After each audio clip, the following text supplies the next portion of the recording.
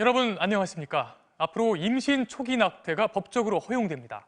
임신 14주까지는 여성의 뜻에 따라 자유롭게 낙태를 할 수 있고 이후 24주까지는 특정 조건에 해당되는 경우 낙태가 가능해집니다. 지난해 헌재가 모든 낙태를 처벌하는 형법 조항에 대해 헌법 불합치 결정을 내린 뒤 정부가 개정안을 만든 겁니다.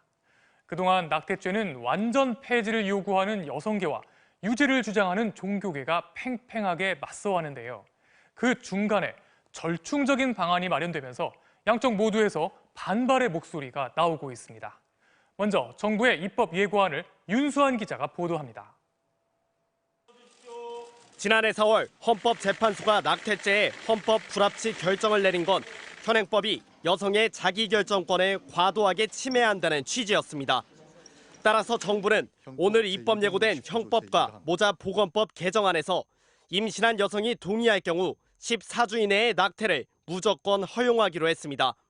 태아가 덜 발달한 데다 안전한 수술이 가능한 시기라는 겁니다. 15주부터 24주까지의 낙태 조건으론 성범죄 등 현행법의 허용 범위 외에 사회 경제적 이유가 추가됐습니다.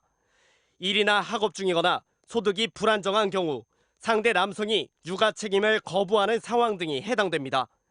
의료진의 상담과 24시간 숙려 기간을 거치도록 했지만 여성이 낙태 사유를 객관적으로 입증할 의무는 없습니다. 법무부 관계자는 상담과 숙려 기간 뒤에도 낙태를 결정했다면 임신을 유지할 수 없는 공경에 처한 걸로 간주된다고 밝혀 사실상 임신 24주까지 낙태가 허용된 셈이란 평가가 나옵니다.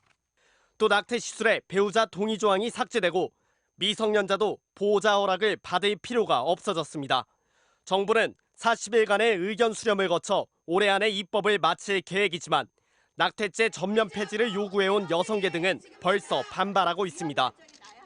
임신 주수에 따른 처벌 조항이 유지된 점 등이 헌재의 결정 취지를 거슬렀다는 겁니다. 한국여성단체연합과 민변은 각각 실질적 처벌만 부활시킨 참담한 입법, 위헌적이고 시대착오적 법안이라고 비판했습니다.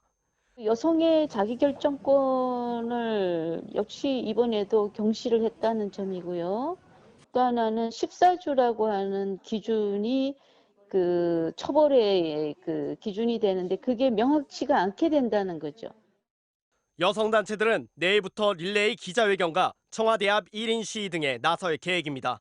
MBC 뉴스 윤수환입니다.